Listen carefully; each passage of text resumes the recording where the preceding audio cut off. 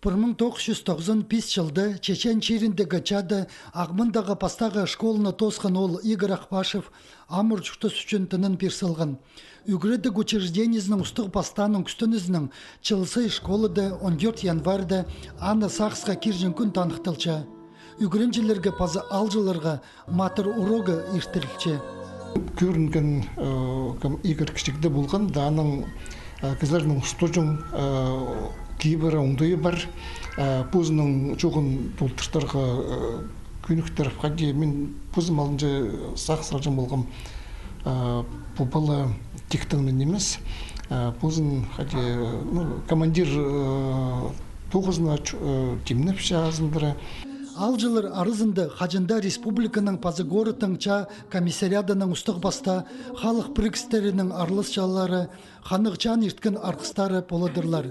Иди подполковник Олег Солодкийның ескерінің Грозный горыты парғын қатық жалыздығыны пүнгі күндіде сақсқа керіргі сейдік. Ча ол кірлі керек.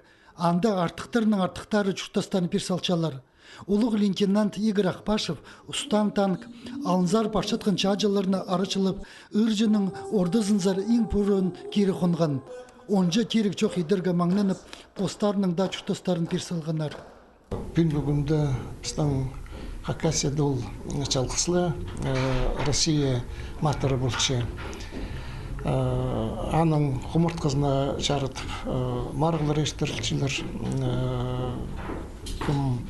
Бастағы Николай Павлович Муза қасық болғанда, ол біздің шейтеріне Черсупсқа қынар оңдайға патриотизм дерге жарерге сыбыр арылышын болған.